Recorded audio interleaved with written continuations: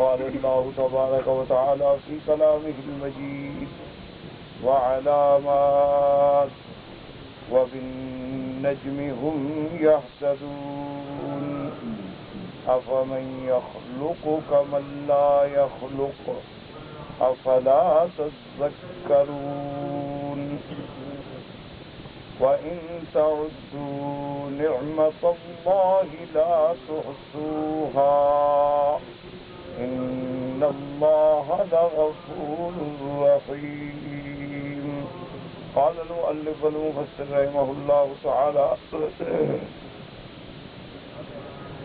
قوله تبارك وتعالى وأنهارا وسبلا.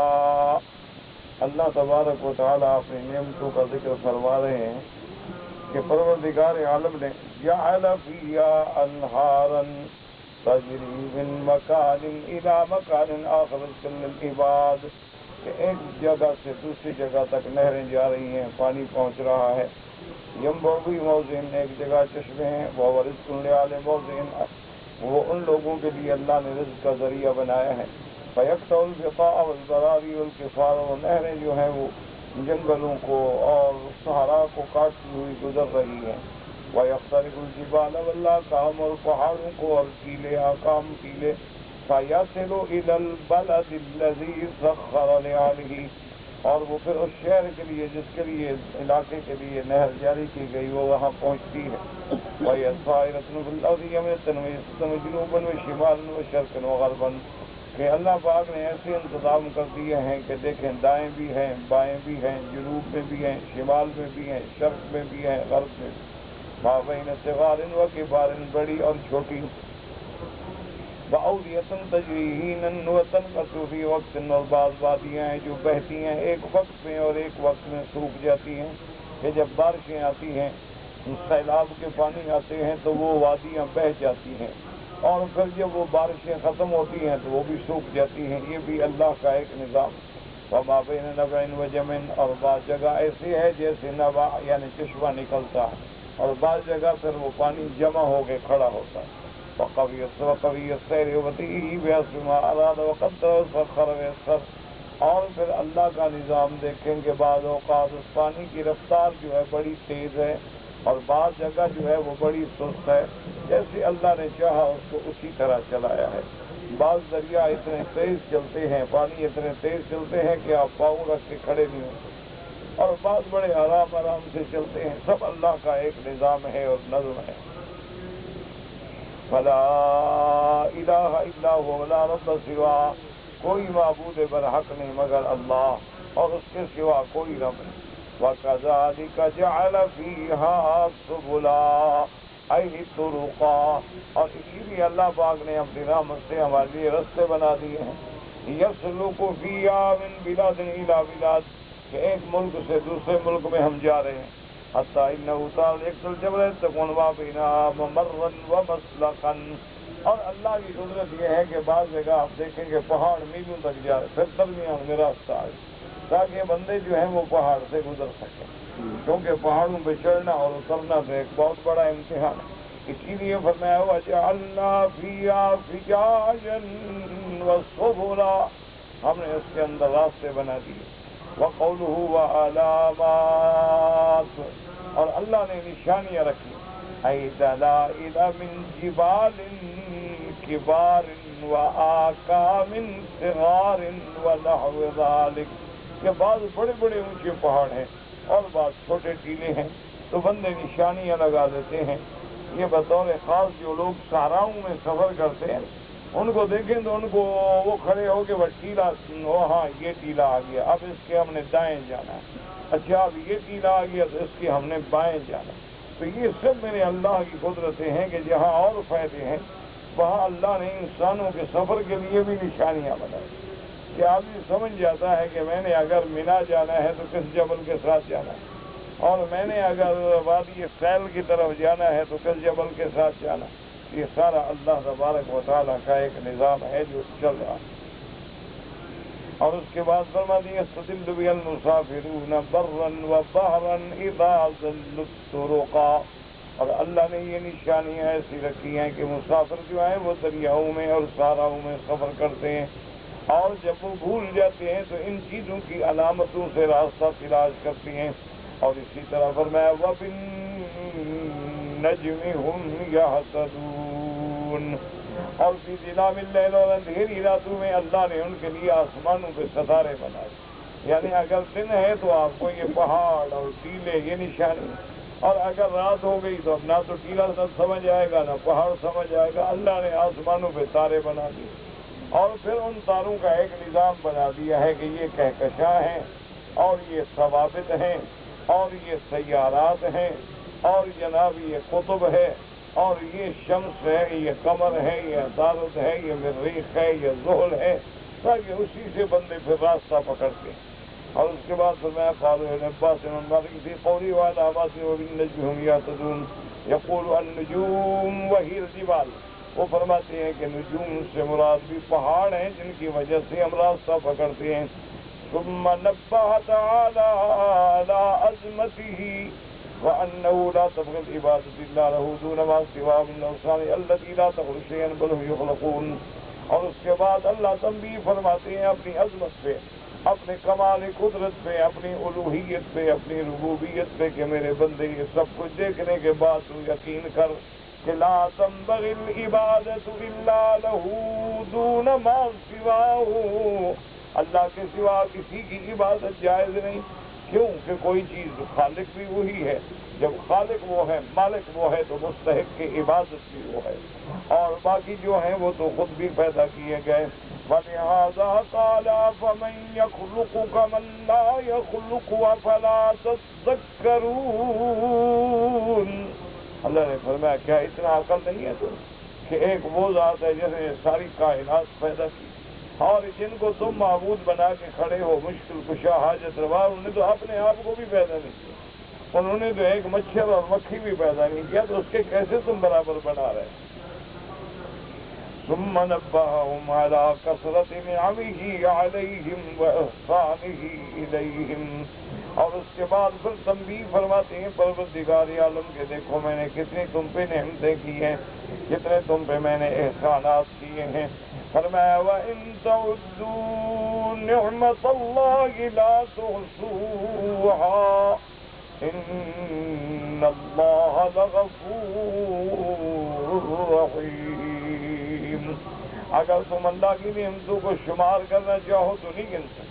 صرف اپنے بدن میں غور کر لو کہ صرف انسان کے ایک بدن کے اندر جو نعمتیں ہیں کیا ان کو تم شمار کر سکتے؟ یعنی اب آپ اندازہ کریں، آپ کو پتا ہے کہ ہمارا دل جو ہے وہ ایک دن میں کتنی دفعہ دھڑکتا ہے. ہمیں پتا ہے کہ ہماری نبض جو ہے وہ ایک دن میں کتنی دفعہ حرکت کرتی ہے. آپ کو پتا ہے کہ 24 گھنٹے میں آپ کتنی دفعہ سانس لیتے ہیں. آپ کو پتا ہے کہ اللہ نے آپ کے اندر آنکھیں رکھی ہیں وہ کتنی لمبی ہیں. آپ کو پتا ہے کہ اللہ نے کیسے کیسے جوڑ عطا فرمائے کہ اگر یہ لوہے کے بھی ہوتے نا تو ٹوٹ گئے ہوتے. کہ جتنی دفعہ آدمی حرکت دیتا ہے اپنے جوڑوں کو، اپنے ہاتھوں کو، اپنے پاؤں کو، اگر یہ اسٹیل کے ہوتے، لوہے کے ہوتے نا گھس کے ٹوٹ جاتے. لیکن دیکھیں آدمی کام کر رہا ہے، مجال ہے، ہر چیز اپنے اپنے مقام پہ کام کر رہا ہے. اسی طرح اللہ تبارک و تعالیٰ نے جو آپ کو چلنے کے لیے پاؤں دیے ہیں، اللہ نے کیسا نظام بنایا. اگر یہ لوہے کے بھی ہوتے چلتے چلتے گھس جاتے اور ہڈیاں نکل کے ٹوٹ جاتی. لیکن انسان کی عمر 100 سال ہے تو وہی پاؤں 100 سال کام کر رہے ہیں. انسان کی عمر 100 سال ہے وہی ہاتھ 100 سال کام کر رہے ہیں. انسان کی عمر 100 سال ہے وہی نظر جو ہے 100 سال کام کر رہے. یہ تو ہمارے ہیں جن کی وجہ سے ہماری کمزوریاں ہو جاتی ہیں کہ بیماری آ گئی. کچھ ہم نے بد احتیاطی کی تو نظر جواب دے گی، کچھ ہم نے انگلی شگلی ماری، کوئی کاغذ شاغذ مارا تو پردہ پھٹ گیا تو کان جواب دے گا. کچھ ہم نے بے توجہی کی کہ مسواک وغیرہ اور منہ کی صفائی نہ کی. ایک ہی دفعہ جب مردہ نہائیں گے مولوی صاحب صفائی کر لیں گے انشاءاللہ.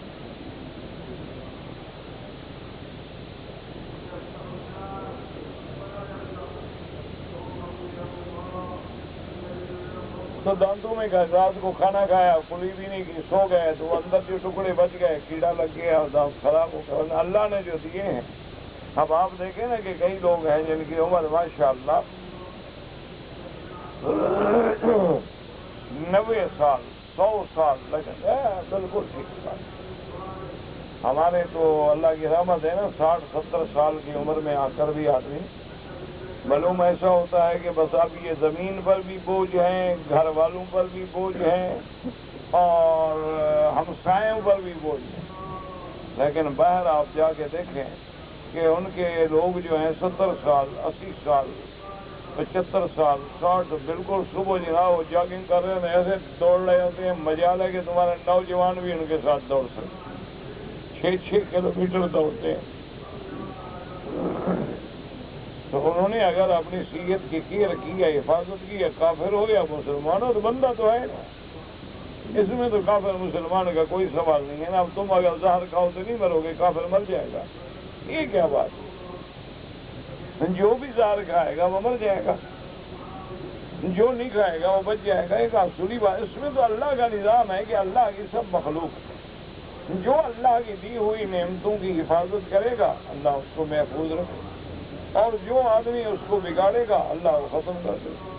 ابھی آپ دیکھیں کہ 12 سال کے لڑکے ہیں، 12 سال کی لڑکیاں ہیں، وہ بالغ ہو گئی ہیں، وہ سارا کچھ جانتی ہیں، بے حیائی کے تمام کو فلمیں دیکھ رہے ہیں، وہ 20-25 سال میں بوڑھے ہو جائیں گے، ختم۔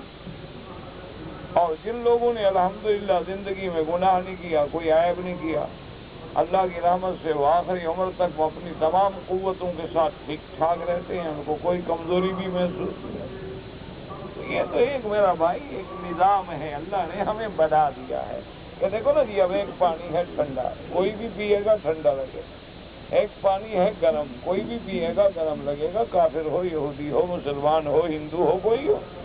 یہ تو ایک اللہ کا نظام ہے کہ اگر تم نے اپنے آپ کی حفاظت کی اور اللہ کی نعمتوں کی قدر کی، اللہ کی نعمتوں کو سنبھال کے رکھا، اللہ کی نعمتوں کو صحیح جگہ استعمال کیا، تو پھر اللہ تبارک و تعالیٰ ان نعمتوں کو باقی رکھتے۔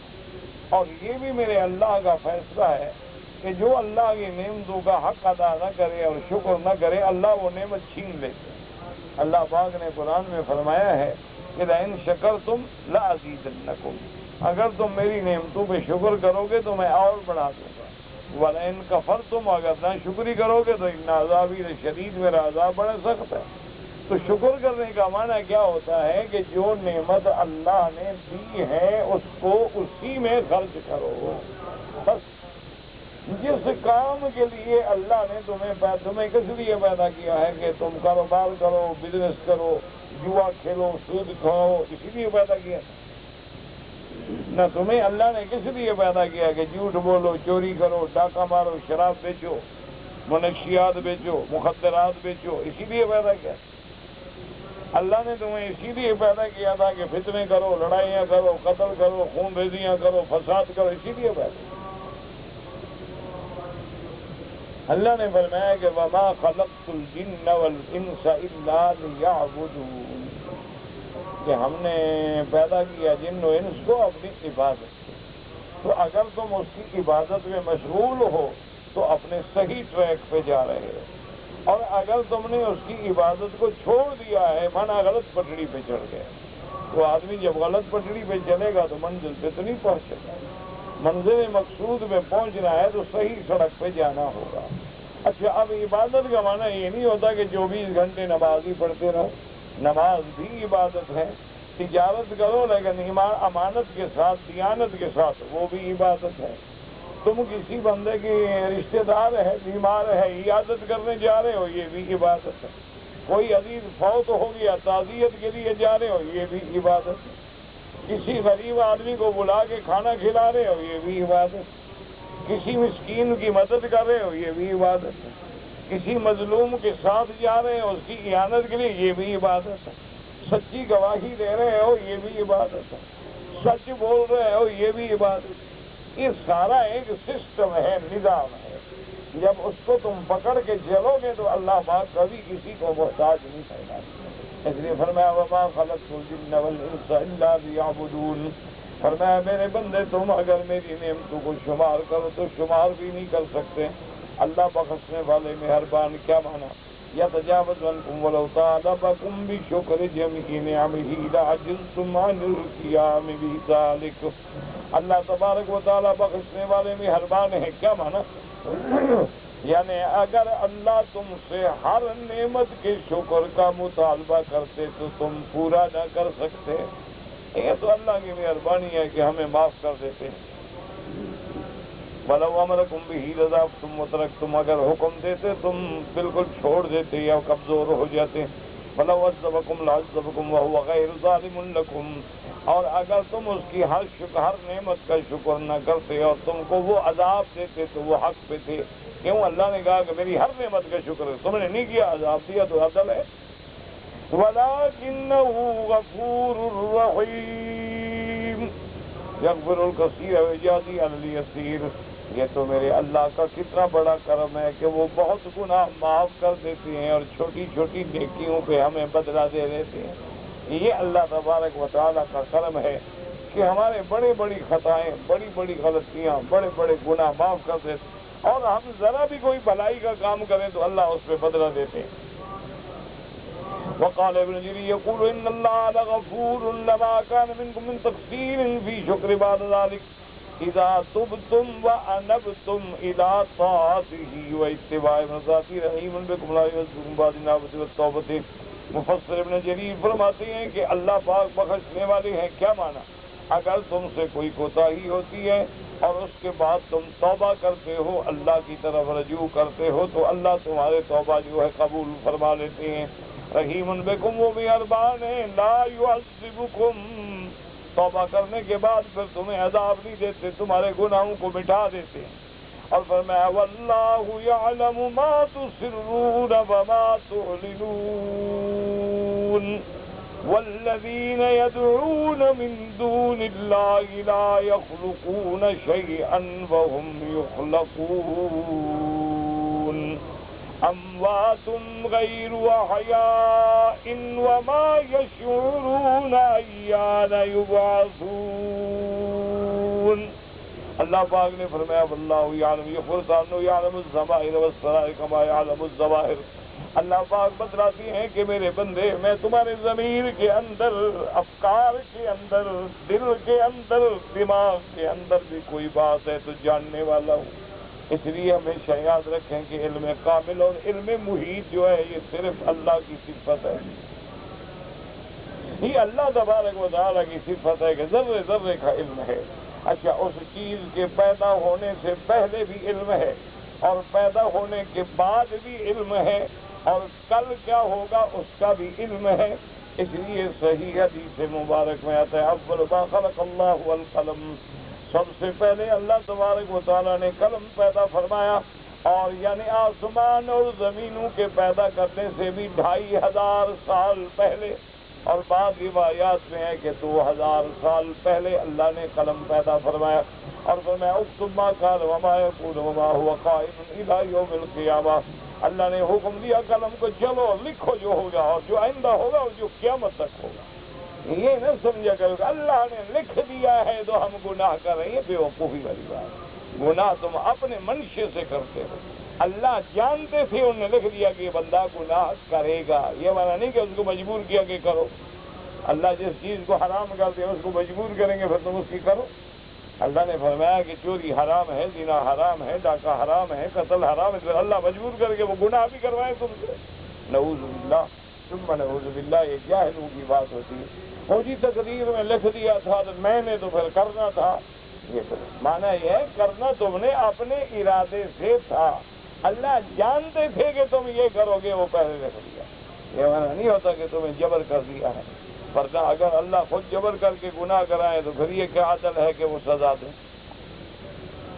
تو اس لیے سارے قرآن میں دیکھیں کہ علم کے بارے میں جتنے صیغے ہیں نا وہ سارے اللہ کان اللہ بکل شیء علیما یعلم خائنۃ الاعین وما تخفی الصدور علام الغیوب علیم بذات الصدور. اسی طرح جتنے صیغے ہیں سارے میرے اللہ کے لیے ہیں کہ اللہ تبارک و تعالیٰ کی ذات جو ہے وہ عالم ہے، اللہ کی ذات جو ہے وہ علام الغیوب ہے، اللہ کی ذات جو ہے وہ عالم بما کان وما یکون ہے، اللہ تبارک و تعالیٰ کی ذات جو ہے اس کا علم جو ہے وہ محیط ہے، اللہ تبارک و تعالیٰ کی ذات جو ہے وہ ہماری آنکھوں کی خیانت کو بھی جانتی ہے، اللہ تبارک و تعالیٰ کی ذات جو ہے وہ علیم بذات الصدور، جو ہم نے سینوں میں چھپایا ہوا ہے اس کو بھی جانتی ہے. یہ صفت صرف میرے اللہ کی۔ باقی اللہ تبارک و تعالی علم انبیاء کو بھی عطا فرماتے ہیں، علم اولیاء کو بھی عطا فرماتے ہیں، علم اپنے عام بندوں کو بھی عطا فرماتے ہیں، اور حسب ضرورت تو اللہ علم ہر مخلوق کو عطا فرماتے ہیں۔ ہر مخلوق سمجھتی ہے کہ یہ چیز کھانی ہے، یہ چیز نہیں کھانی۔ اس لیے آپ دیکھیں نا کہ جانور گھاس کھاتا ہے، تم روٹی کھاتے ہو، اس کو اپنے گھاس کا پتہ ہے، تمہیں اپنی روٹی کا دو۔ اچھا، بعض گھاس ایسے ہوتے ہیں کہ بکریاں نہیں کھاتی ہیں، وہ نہیں کھائیں۔ بعض گھاس ایسے ہوتے ہیں کہ بالکل گھاس ہے لیکن اونٹ نہیں کھاتا ہے۔ بعض گھاس ایسے ہوتے ہیں کہ گھاس موجود ہے لیکن بھینس نہیں کھاتی۔ بعض گھاس ایسے ہیں کہ گیس موجود ہے لیکن جناب دمبے نہیں کھاتے۔ بعض گھاس ایسے ہیں لیکن مرغیاں نہیں چگتی ہیں۔ یہ اللہ کا ایک نظام ہے۔ اب آپ نے دیکھا نا ایک بگلا بیٹھا، اس کو بھی پتا ہے کہ میں نے چھوٹی مچھلی پکڑنی، بڑی مچھلی کے قریب وہ بھی نہیں جاتا۔ وہ پکڑے گا تو اسی چھوٹی مچھلی کو پکڑے گا، اسی کو پتا ہے کہ چھوٹی مچھلی ہے کہ اب اسی کو میں نے نکالنا۔ اس کی غذا وہی بنا دی، علم تو اس کو بھی دے دیا، لیکن یہ علم جو ہے وہ اللہ کے علم کا مقابلہ نہیں۔ ساری کائنات کا علم اگر اکٹھا ہو جائے تو اللہ کے علم کے سامنے اگر نسبت دی جائے تو کأنہ لا شیء، گویا وہ کچھ نہیں۔ اسی لیے میرے آقا نے، اسی لیے رحمت دو جہاں نے، سیدنا محمد مصطفیٰ نے صلی اللہ علیہ وسلم نے جو ہمیں سکھایا ہے کہ استخارہ کیا کرو، تو اس استخارے میں کیا دعا ہے؟ انک تقدر ولا اقدر وتعلم ولا اعلم۔ اللہ تو جانتا ہے، ہم نہیں جانتے۔ تو اپنے علم کی نفی ہوتی ہے کہ ہم تو نہیں جانتا، بھی تو تجھ سے پوچھ رہے ہیں۔ اگر ہم جانتے تو پھر استخارہ کرنے کی کیا ضرورت ہے؟ اس لیے اپنے عقیدے کو صاف کیا کریں۔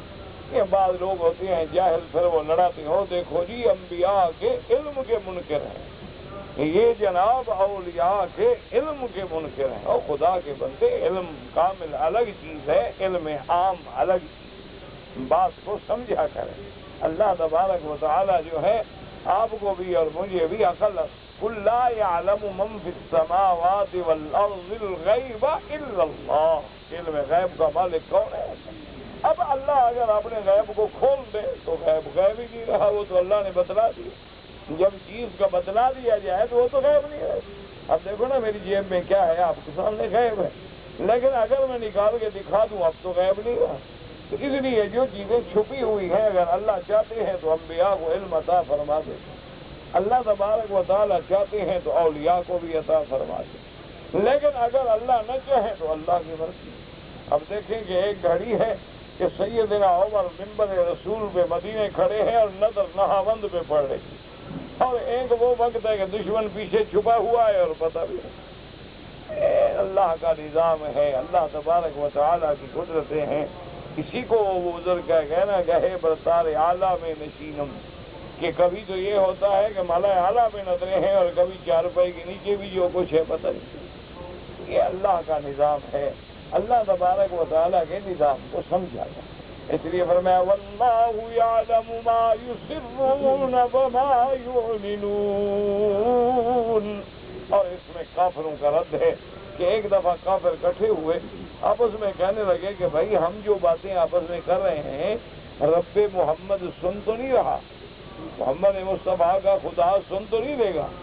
دوسرے نے کہا بابا بات سنو، اگر زور سے کرو گے تو سن لے گا، لیکن اگر ہم چپکے چپکے کریں گے تو کہاں سنے گا؟ اوپر نہیں سے۔ اللہ نے فرمایا ہم سب جانتے، تم چپکے کرو بھی نہ، دل میں سوچو ہم جانتے۔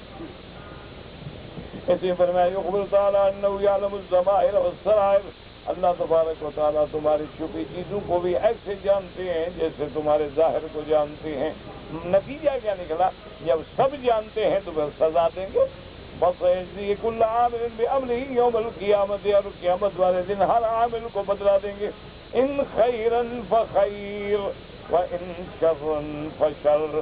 اگر تیرا اعمال اچھے ہوں گے تو بدلہ بھی اچھا ملے گا، بھیڑے ہوں گے تو بھیڑا ملے گا۔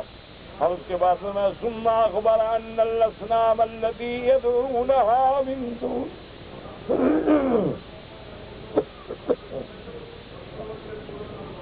من دون الله لا يخلقون شيئا وهم يخلقون۔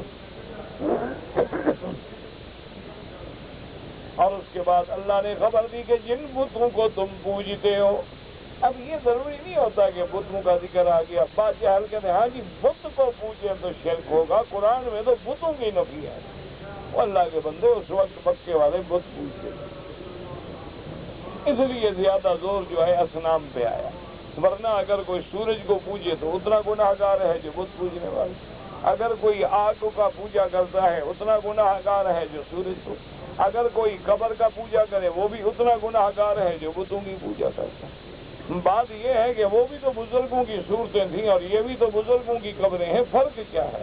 کوئی آسمان کی چیزوں کو پوجے یا زمین کی چیزوں کو پوجے، بات ایک ہوتی، باقی جہاں جو بیماری ہو تو اس کے علاج پہ زور دیا جاتا ہے، اس کا معنی یہ نہیں ہوتا کہ اس کے علاوہ جو مرضی آئے کرتے رہو۔ اس لیے فرمایا کہ جن کو تم پوج رہے ہو لا یخلقون شیئا، ان نے کچھ بھی پیدا نہیں کیا، وہم یخلقون، اور وہ تو خود پیدا کیے گئے ہیں۔ اسی لیے آپ اندازہ کریں کہ آج جو لوگ مثلا سیدنا علی رضی اللہ تعالی عنہ کو مشکل کشا اور حاجت روا، یا پیران پیر کو یا اور پیروں کو سمجھتے ہیں، ایمان سے کہیں ان لوگوں نے کوئی چیز پیدا کی ہے؟ دیکھو نا، ہم کہتے ہیں آسمان زمین کس نے بنایا؟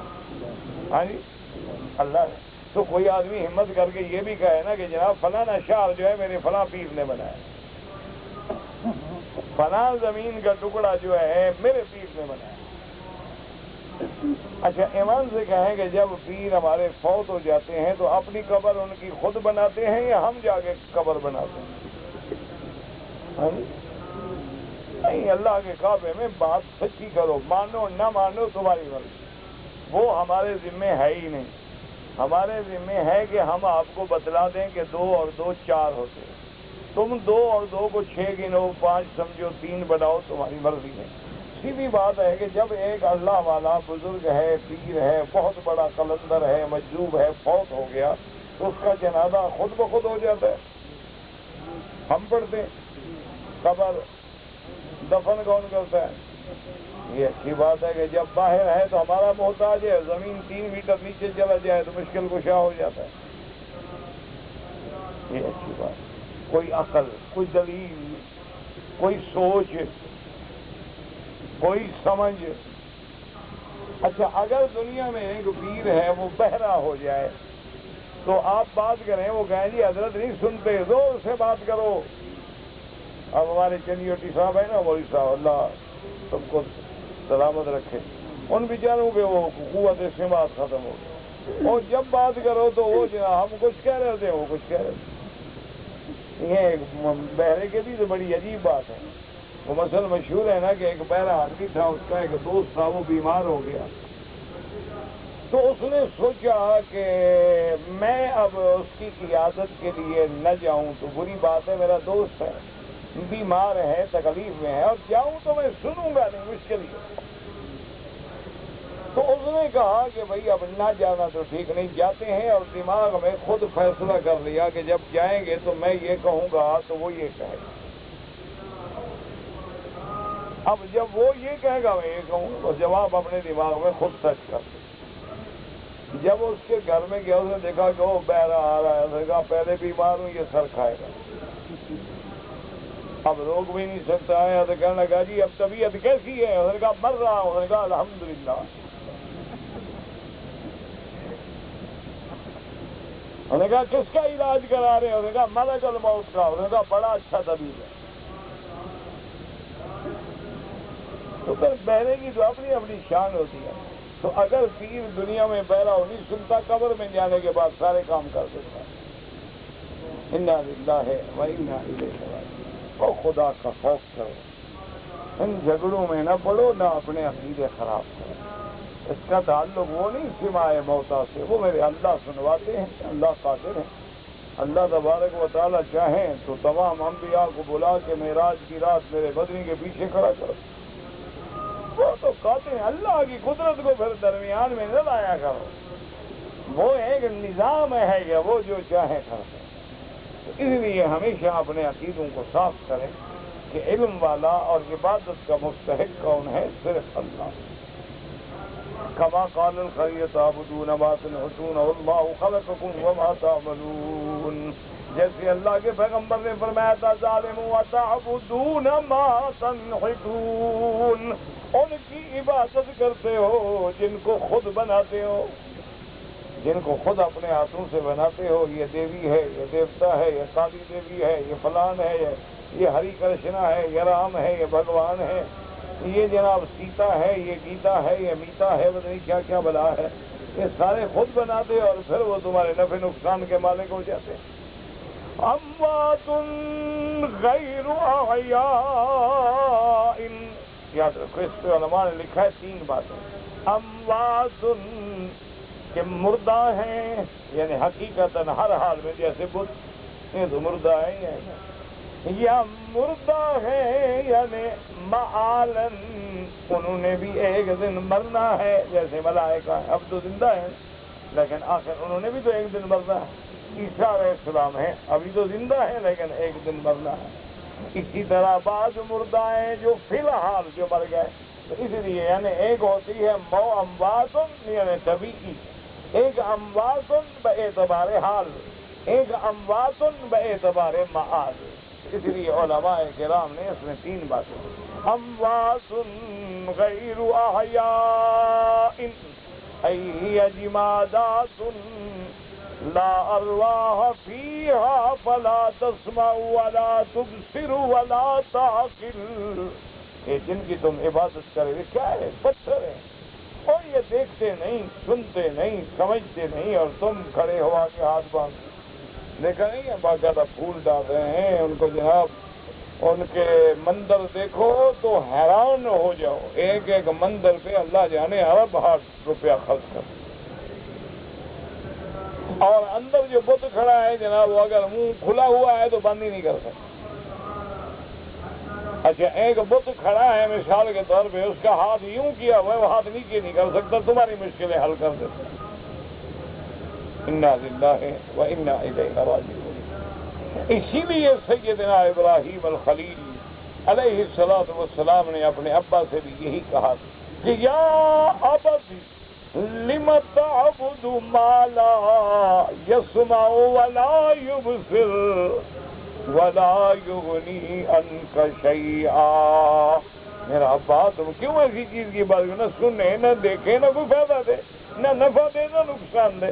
اچھا باقی یہ کہیں گے جی یہ چونکہ بزرگوں کی صورت ہے تو چلو بزرگ تو اپنے مقام پہ دفن ہے، تم تو یہاں عبادت کر رہے ہو، تو اس کی عبادت تمہیں کیا فائدہ پہنچائے؟ جیسے آج مسلمانوں نے بھی اللہ تبارک و تعالی معاف فرمائے، اور ہندوؤں کو چھوڑو، یہودیوں کو، نصرانیوں کو چھوڑو، دکھ تو اپنے مسلمانوں کا ہے کہ لا الہ الا اللہ محمد الرسول اللہ، اور نمازوں میں پڑھتے ہیں ایاک نعبد و ایاک نستعین، اور اپنے گھروں میں اور اپنے گاڑیوں میں اور دکانوں میں اور شو روموں میں اپنے پیروں کی بزرگوں کی بڑی بڑی قد آدم تصویریں لگائی ہوئی ہیں، اور صبح جا کے باقاعدہ اس پہ پھول ڈالتے ہیں۔ اور بعض لوگ تو اپنی عقیدت میں اتنے اندھے ہو گئے ہیں کہ قرآن پاک کے پہلے صفحے پہ اپنے مرشد کی تصویر ہے، پہلے تصویر کی زیارت کریں گے جمعے کے پھر اللہ کا قرآن پڑھیں گے۔ میرے خیال میں یہ شرک تو ابو جہل اینڈ کمپنی کو بھی نہیں آتا ہوگا۔ جو ہمارے ملک میں شرک ہوتا ہے نا، یہ شرک اگر ابو جہل آئے نا ایمان سے کان پکڑ کے بات جائے، وہ کہے یار یہ کوئی اور بلا ہے۔ اچھا پیروں کے فوٹو بنے ہوئے یہ کون ہے جی؟ بالکل نعوذ باللہ ننگ دھڑنگ، بالکل جیسے لنگوٹ کس کے بیٹھا ہے وہ شرک۔ اللہ کے بندے، حضور نے فرمایا جو آدمی مرد اپنا سطر دکھائے اس سے لعنت ہے، دیکھنے والے پہ لعنت ہے۔ اور حضور نے فرمایا کہ ناف سے لے کر گھٹنے تک یہ مرد کی عورہ ہے، اس کا کھولنا جو ہے وہ حرام ہے، اور کھولنے والے پہ بھی لعنت اور دیکھنے والے پہ بھی لعنت۔ تو اب جناب وہ مرشد صاحب لنگوٹ میں بیٹھے ہیں، ہر طرف کوے ہیں اور دانے ڈال رہے ہیں۔ یہ کون ہے جی؟ کوے والی سرکار۔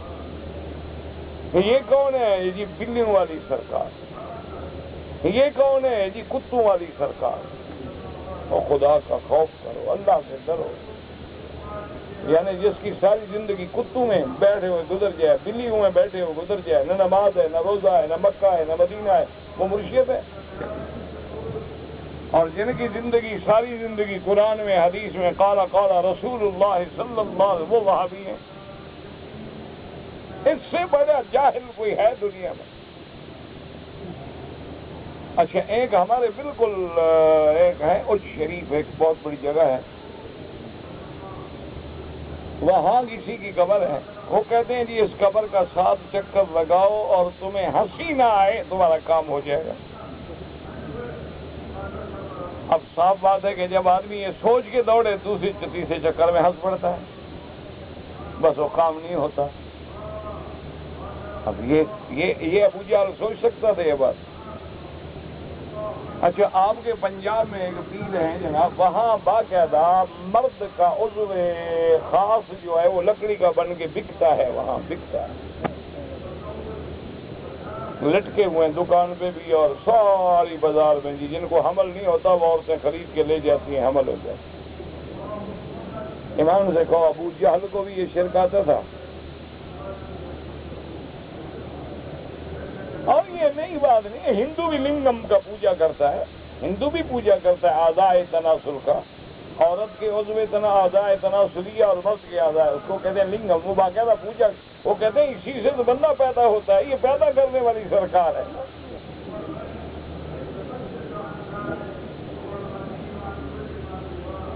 ایمان سے کہیں، اگر ابو جہل، ابو لہب، امیہ جو حضور کے زمانے میں مشرک تھے نا، وہ اگر آج آئیں اور ان کو دیکھیں وہ تو کان پکڑ کے بھاگ جائیں، وہ کہیں یہ کوئی اور بلا ہے، بس ہم نے تو یہی شرک کیا تھا کہ یہ ہمارے اور اللہ کے درمیان میں واسطہ ہے کہ ہؤلاء شفعاؤنا عند اللہ، یہ ہمارے سفارشی ہیں، اللہ کو سفارش کریں گے ہمارے کام بن جائیں گے، ورنہ ہم تو حج کرتے تھے، عقیقے کرتے تھے، لبیک پڑھتے تھے، احرام باندھتے تھے، طواف کرتے تھے، صفا مروہ دوڑتے تھے، مینا جاتے تھے، مزدلفہ جاتے تھے، عرفات جاتے تھے، زمزم پلاتے تھے، لوگوں کو کھانے کھلاتے تھے، بس ہمارا تو صرف یہی شرک تھا جس کی وجہ سے ہم جہنمی بن گئے، اور یہ کیا بلا ہے جو حضور کی امت ہے اور کر کیا رہی ہے؟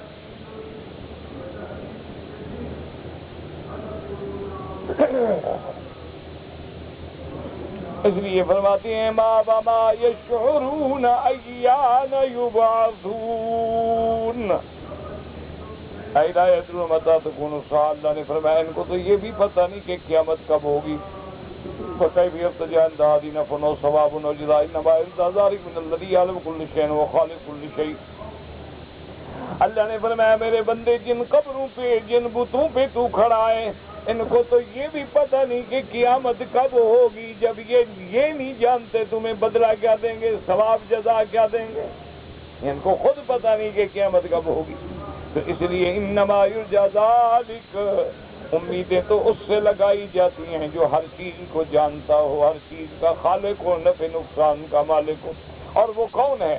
الہکم الہ واحد فالذین لا یؤمنون بالآخرة قلوبهم منکرة وهم مستکبرون لا جرم ان اللہ یعلم ما یسرون وما یعلنون انہ لا يحب المستكبرین۔ یخبر تعالی انہ لا الہ الا هو الواحد الاحد الفرد الصمد، اللہ پاک خبر دیتے ہیں کہ کوئی معبود نہیں مگر اللہ، وہ ایک ہے، ایسا ایک ہے جو کسی طرح قابل تقسیم بھی نہیں، وہ اکیلا ہے، وہ سب کی بنانے والا، سارے اس کے محتاج، وہ کسی کا محتاج نہیں۔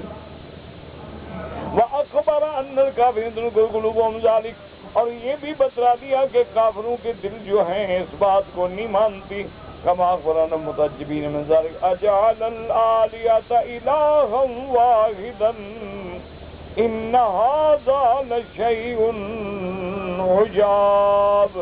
کافر کہتے تھے تعجب کر کے کہ دیکھو محمد مصطفیٰ فرماتے ہیں کہ ایک ہی الہ ہے، ایک ہی خدا ہے، عجیب بات ہے، ایک خدا سارے کام کرتا ہے، وقال تعالی وَإِذَا ذُكِرَ اللَّهُ وَحْدَهُ اشْمَأَزَّتْ قُلُوبُ الَّذِينَ لَا يُؤْمِنُونَ بِالْآخِرَةِ وَإِذَا ذُكِرَ الَّذِينَ مِن دُونِهِ إِذَا هُمْ يَسْتَبْشِرُونَ۔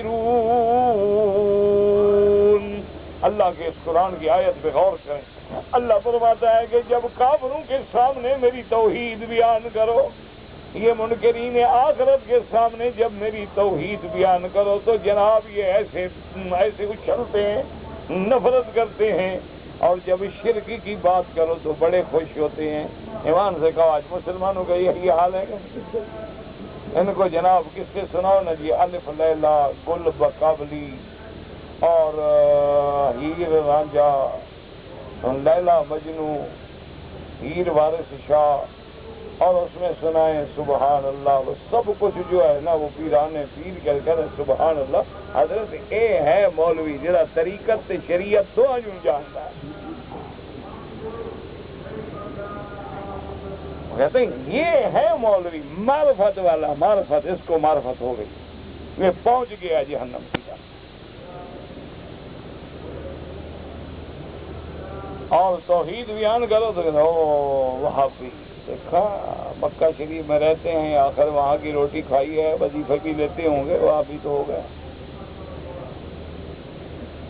یہ قرآن کہتا ہے کہ جب کافروں کے سامنے میری توحید بیان کرو تو اچھلتے ہیں، قلوبہم منکرۃ، ان کے دل انکار کرتے ہیں۔ اور دوسری جگہ تو قرآن نے عجیب بات فرمایا کہ کأنہم حمر مستنفرۃ، ان کا حال یہ ہے کہ جب توحید کی بات کرو ایسے بھاگتے ہیں جیسے گدھے کو بھگایا جائے، جیسے گدھے کو ڈنڈا لگاؤ بھاگتا ہے، اسی طرح توحید کی ضرب لگتی ہے نا تو اندر شرک کی بلا ہوتی ہے، بھاگیں گا، ادھر نہیں بیٹھنا، تقریر نہیں سننا، وہاں بھی ہے۔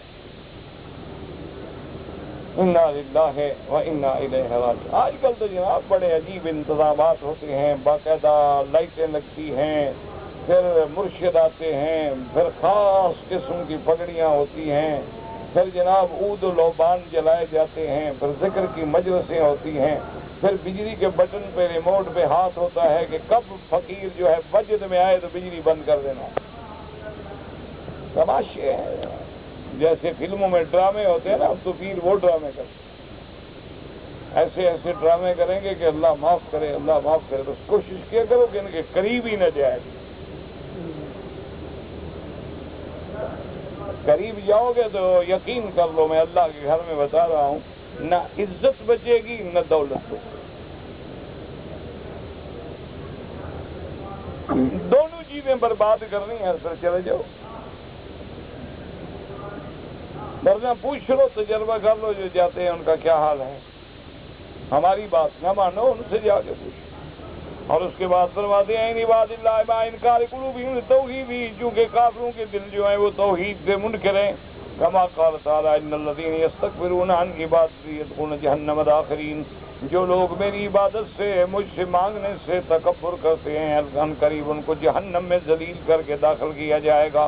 ولہذا قال تعالی هنا لا جرم ان اللہ یعلم ما یسرون وما یعلنون، لا جرم من حقا، یعنی پکی بات ہے،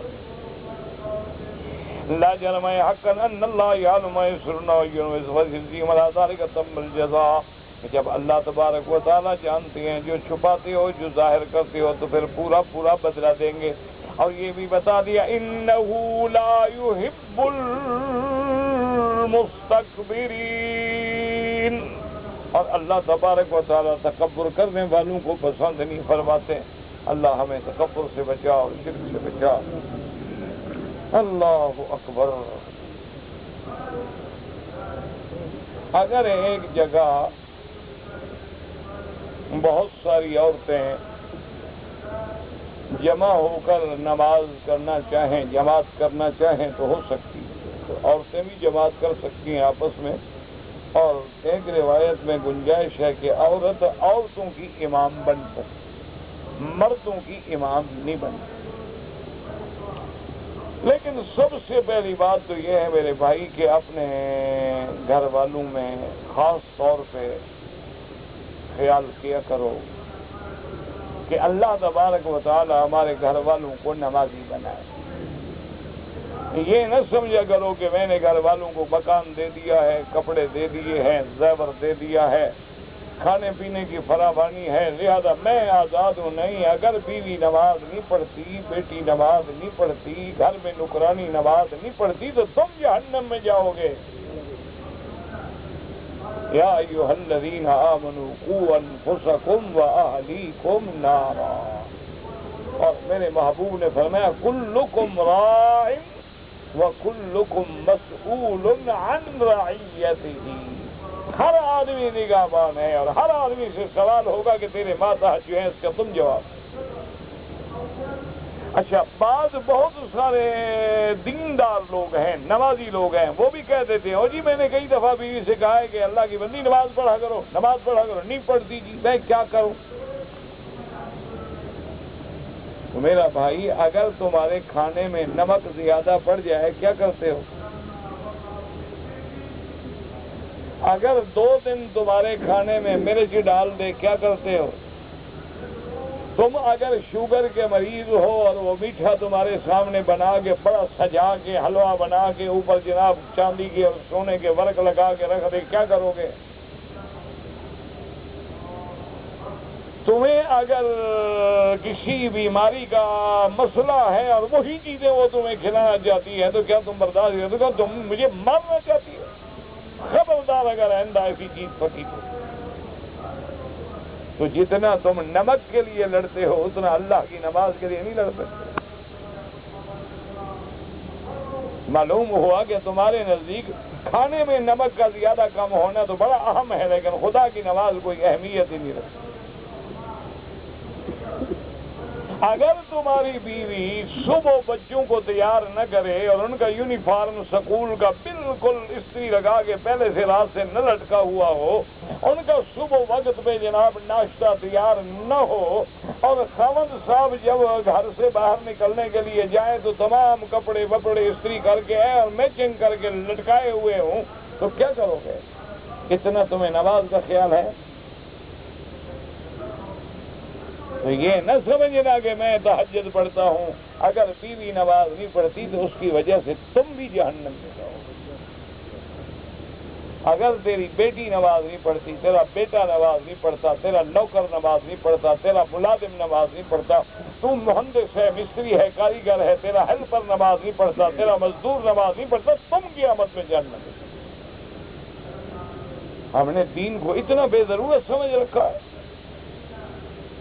اور دوسرا یہ بھی خاص خیال کرو کہ ہماری جتنی اکثر بیویاں ہیں وہ قرآن غلط پڑھتی ہیں۔ جب قرآن غلط پڑھیں گی تو نماز نہیں ہوگی۔ ان کو یہ بھی پتہ نہیں کہ الحمد کیا ہے اور حمد کیا ہے، ان کو یہ بھی پتہ نہیں کہ انعمتا کیا ہے اور انعمتو کیا ہے۔ تو لازمی یہ بھی تمہاری ذمہ داری ہے کہ اپنی بیوی کو ساتھ بٹھا کے 2-4 صورتیں چھوٹی ان کو یاد کراؤ، صحیح کراؤ تاکہ وہ نماز پڑھے۔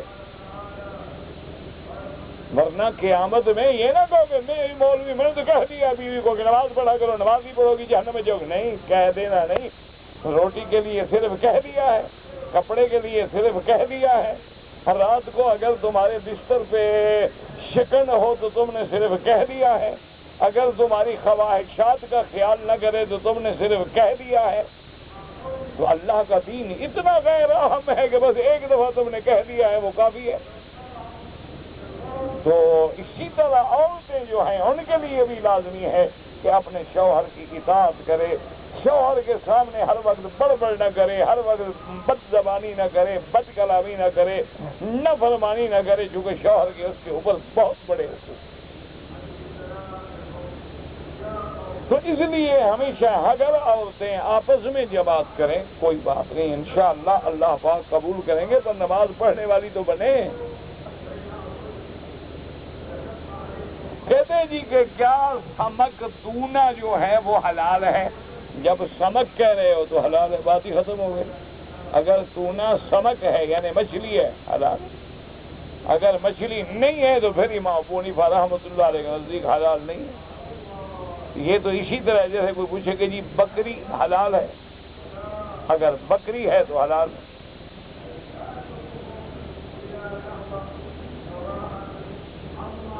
اگر ایک آدمی نے غلطی کی احرام میں اور اس پہ دم پڑ گیا تو کیا وہ دم کی بکری جب ذبح کرے تو گوشت خود کھا سکتا ہے؟ نہیں کھا سکتا۔ یہ اچھا جرمانہ ہے کہ جرمانہ کر کے خود کھا جاؤ، یہ اچھی بات ہے نہیں۔ دنیا کی کوئی کورٹ، کوئی عدالت کہتی ہے کہ جی آپ کو 1000 فائن کرتے ہیں لیکن وہ 1000 جمع کرا کے گھر لے جاؤ، یہ کوئی عقل کی بات ہے؟ جب تم نے غلطی کی ہے، تم پہ دم ہے، تم کیسے کھا سکتے ہو؟ اور تمہارے دوست بھی نہیں کھا سکتے اگر امیر ہیں۔ یہ خالصتاً فقراء حرم کے لیے ہے کہ مکے میں جو غریب لوگ ہیں ان کو کھلاؤ، جو بیچارے گوشت خرید نہیں سکتے۔ اس لیے تو اللہ نے رکھے ہیں، ورنہ اللہ کو کیا ضرورت ہے تمہیں جرمانہ کرنے کی؟ تاکہ تمہاری اصلاح ہو جائے اور غریبوں کو روزی مل جائے۔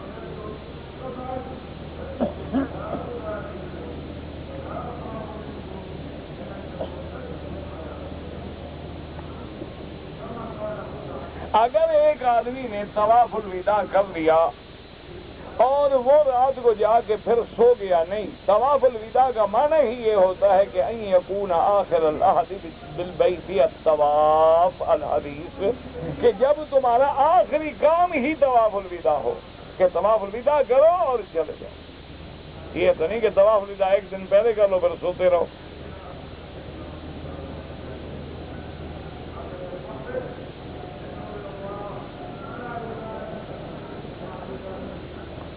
کہتے جی کہ نمازی کے آگے گزرنا منع ہے، بالکل منع ہے، لیکن مسجد الحرام میں مجبوری ہے، اضطرار ہے کہ لوگ جائیں تو کہاں جائیں؟ اتنی بڑی مسجد ہے اور اتنی بڑی اللہ کی مخلوق ہے، اگر آرام سے نکلیں 6 گھنٹے کے بعد طرف سے نکلیں گے اتنے میں تو اگلی نماز کا وقت ہو جائے گا۔ اور پھر مسجد الحرام میں طائفین جو ہیں ان کے لیے بھی گنجائش ہے کہ وہ اگر ہمارے آگے پھر رہے ہیں تو کوئی حرج نہیں۔ تو اس لیے ہمیشہ کوشش کریں کہ نماز ایسی جگہ پڑھیں کہ دوسرے کا راستہ نہ روکے، وہ تمہارے آگے گزرنے پہ مجبور نہ ہو جائے۔ اگر گزرنا پڑے تو پھر سجدے والی جگہ پر پاؤں رکھ کے نہ گزرو، تھوڑا دور ہو کے گزرو۔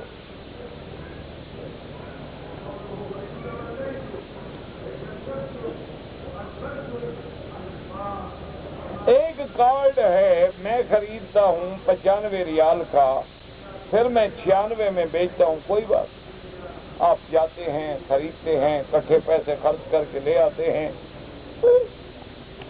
ایسے ہے جیسے کپڑا خریدتے ہو، 100 روپے کا خریدتے ہو 105 کا بیچتے ہو، وہ بھی تو ایک چیز ہے۔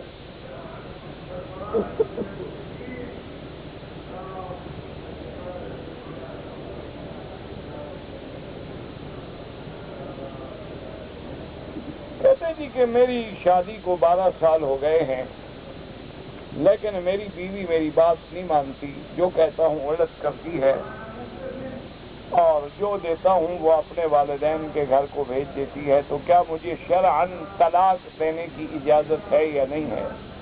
میرا بھائی اصل بات تو یہ ہے کہ ابغض الحلال عند اللہ الطلاق، اللہ کو ناپسند چیز حلال میں ہے طلاق، ناپسند ہے۔ 12 سال گزار رہی ہیں تو 12 سال اور بھی گزار رہے، اتنا عرصہ تم نے گزار لیا، اب مسئلہ پوچھنا ہے، طلاق تم نہیں دیتے، دینے ہوتے والی بکی سے پوچھنے آتے۔ تم اتنے بہادر ہوتے تو پہلے وکیل صاحب سے مشورہ کرنے آتے۔ تو پھر بھی یہی ہے کہ بس اسی طرح گزارا کرو۔ بس کبھی ایسے ہوتا ہے نا جی کہ کبھی خامد حاوی ہوتا ہے، کبھی بیوی حاوی ہوتا ہے، بس گزارا کر لو، اللہ جنت تو دے گا نا۔ باقی سمجھاتے بھی رہو، نصیحت۔ یہ ساری کمزوری کیا ہے کہ تم نے گھر والوں کو دین نہیں سمجھایا۔ یہ سارے جھگڑے کیوں پیدا ہوتے ہیں کہ گھر میں دین نہیں۔ گھر میں دین لانے کا کیا طریقہ ہے کہ تم دین والی کتابیں لے کے گھر میں بیوی کو روزانہ سناؤ، کچھ نہ کہو بیٹھ جاؤ اور کتاب پڑھنی شروع کرو۔ صحابیات کے واقعات سناؤ، حضور کی ازواج مطہرات کے واقعات سناؤ، حضور کی بیویوں کے بیٹیوں کے واقعات سناؤ، جو بڑی بڑی محدثہ فقیہہ عالمہ مفسرہ مجاہدہ عورتیں گزری ہیں ان کے واقعات سناؤ، جو بڑی بڑی اولیاء اللہ گزری ہیں ان کے واقعات سناؤ، پھر گھر میں یہ بتاؤ کہ حقوق مرد کے حقوق والی کتاب سناؤ، عورتوں کے حقوق والی۔ جب یہ آپ 1 مہینہ روز سناتے رہو پھر مجھے آگے بتانا کوئی شکوہ ہے آپ کو، کوئی جھگڑا ہے۔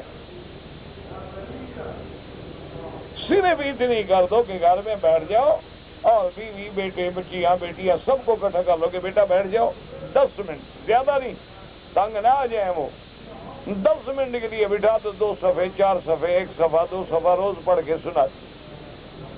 بس اللہ کے علماء کی، بزرگوں کی، قرآن کی، حدیث کی وہ کتابیں جو عام سستی آسان کتابیں ہیں، تم جا کے بیوی کو جو تفسیر ابن کثیر سمجھانا شروع کرو، جو تمہیں نہیں آئے گی تو بیوی کو کیسے جاؤ؟ نتیجہ یہ نکلے گا کام پہلے سے بھی بگڑ جائے گا۔ اب یہی تو وجہ ہے نا، ہر آدمی عالم بن گیا، ہر آدمی مولوی بن گیا، نتیجے دیکھ رہے ہو کتنے۔ اب اس میں پتہ نہیں آپ نے کیا لکھا ہے، پڑھ لو، کیا پڑھ لو، ہے تو کچھ نہیں۔ بہرحال آپ نے والد کے ساتھ اگر زیادتی کی ہے زندگی میں تو اب آپ نے خواب میں دیکھا ہے، انہوں نے آپ کو معاف کر دیا، اللہ کا شکر کرو، اور والد کے لیے زیادہ سے زیادہ اعمال خیر کرو۔ کوئی صدقہ جاریہ، کہیں نل لگا دو، کہیں پانی کا انتظام کر دو، کسی مسجد میں نماز کے لیے پرچھے نہیں ہوتے، دریاں نہیں ہوتی، وہ ڈلوا دو، کسی مسجد میں پڑھنے کے لیے قرآن نہیں ہوتا وہ رکھوا دو، کسی مسجد میں باہر وضو کی جگہ صحیح نہیں ہوتی وہ بنوا دو، تاکہ ثواب ہمیشہ جاتا رہے۔ تو جتنے ان کے لیے ثواب کے کام کرو گے، حج کرو گے، عمرہ کرو گے، اللہ پاک ان کو راضی کر دے۔ اگر نماز وتر 3 رکعت پڑھنی ہے، میرا بھائی یہ تمام احادیث موجود ہیں، 3 رکعت کو ایک دفعہ آخر میں سلام سے پڑھو تب بھی جائز ہے، 3 رکعت وتر جیسے مغرب پڑھتے ہو وہ بھی جائز ہے، 2 رکعت پڑھ کے سلام پھیر کے 1 رکعت وتر پڑھو وہ بھی جائز ہے۔ کوئی لڑائی والا مسئلہ ہے نہیں، خدا کے لیے امت کو نہ لڑاؤ، حضور کی امت کو معاف کر دو۔ جو نماز پڑھ رہے ہیں ان کو پڑھنے دو، جو باہر کھڑے ہیں ان کو مسجد میں لے آؤ، جو پڑھ رہے ہیں ان کو نہ نکالو باہر، ان کو آنے دو مساجد میں۔ جب یہ پکے نمازی بن جائیں گے تو تم ان کو اپنا مسئلہ بھی سمجھا دینا، ابھی ان کو نماز تو پڑھنے دو، سب حدیثیں موجود ہیں، سب کی نماز قبول ہے۔ ایک عورت فوت ہو گئی ہے لیکن اس کے وارث نہیں ہیں، تو میں حق المہر کس کو دوں؟ خیرات کر دو، اس کے نام پہ خیرات کر دو، صدقہ کر دو، اس کو ثواب ملے گا۔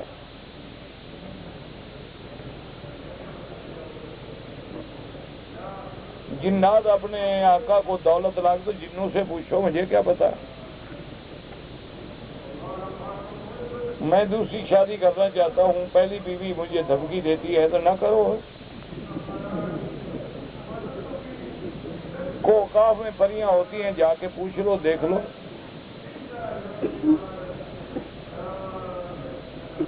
میری بیوی معاف بھی نہیں کرتی اور لینا بھی نہیں، یہ کو بات ہے؟ معاف نہیں کرتی اور لینا بھی نہیں چاہتی، یہ کو بات ہے؟ یہ بے وقوفوں والی بات ہے۔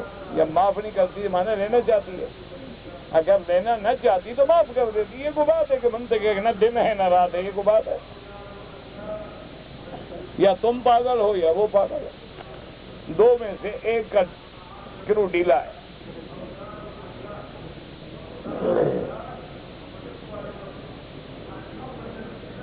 میں پاکستان سے آیا کام کے لیے، جدہ آیا، جدے سے مکہ آیا، عمرے کا نیت نہیں کیا، 4 دن کے بعد میقات سے جا کے احرام باندھا۔ کون سے میقات سے؟ مسجد عائشہ سے یہ میقات ہے۔ اس کا معنی ہے کہ تمہاری نیت عمرے کی تھی، دم ادا کرو، ورنہ 4 دن کے بعد کیوں کیا؟ اگر کام کے لیے آئے تھے سارا سال بھی نہ کرتے۔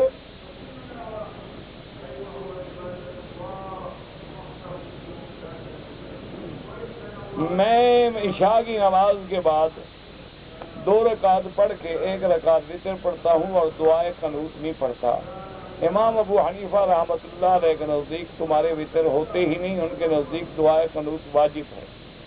باقی امام احمد بن حنبل رحمۃ اللہ علیہ کے نزدیک سنت ہے، لیکن یہ معنی نہیں کہ ہمیشہ نہ پڑھو، کبھی پڑھ لی کبھی نہ پڑھی۔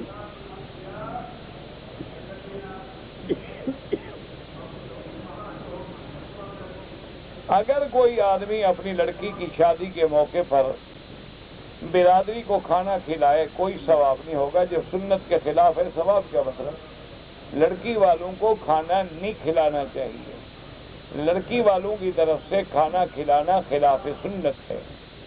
بالکل ہاں، کوئی قریبی رشتہ دار ہیں گھر میں آ گئے، وہ تو چھوڑیں گے نہیں، وہ تو کھائیں گے، آتے اسی لیے وہ ملنے تھوڑے آتے ہیں، وہ تو اسی لیے آتے ہیں کہ 15 دن شادی میں گزر گئے، 15 دن تعزیت میں گزر گئے، گھر کا کھانا بچ گیا۔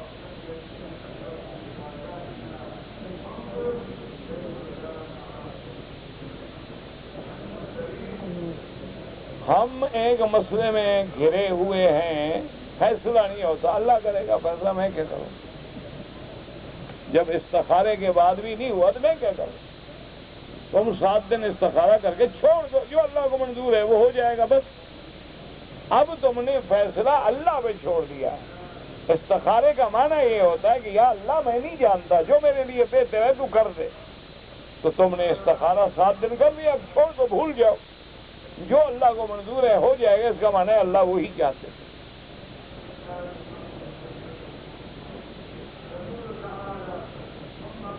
اگر کوئی مسافر حالت سفر میں روزہ توڑ دے، اگر مجبوراً توڑے پھر روزہ قضا کرے گا اور کوئی جرمانہ نہیں، یعنی بیچارہ گرمی ہے پریشان ہو گیا، مر رہا تھا، توڑ دیا، صرف روزہ قضا کرے گا۔ جو حرم میں قرآن رکھے ہیں اور ان پہ مہر لگی ہے وقف للحرم، تو حرم میں ہی رہیں گے، باہر نہ لے جاؤ۔ اللہ تمام کے والدین کی مغفرت فرمائے۔ خروج دابہ جو ہے وہ صفا مروہ سے ہوگا، صفا سے ہوگا۔ انبیاء تمام حیات ہوتے ہیں، انبیاء کی حیات میں تو کوئی اختلاف ہی نہیں ہے، کوئی جھگڑا ہی نہیں، جھگڑا ہی نہیں، جھگڑا ہی نہیں، جھگڑا ہی نہیں، جھگڑا ہی نہیں، جھگڑا ہی نہیں، جھگڑا ہی نہیں، جھگڑا ہی نہیں، جھگڑا ہی نہیں، جھگڑا ہی نہیں، جھگڑا ہی نہیں، جھگڑا ہی نہیں، جھگڑا ہی نہیں،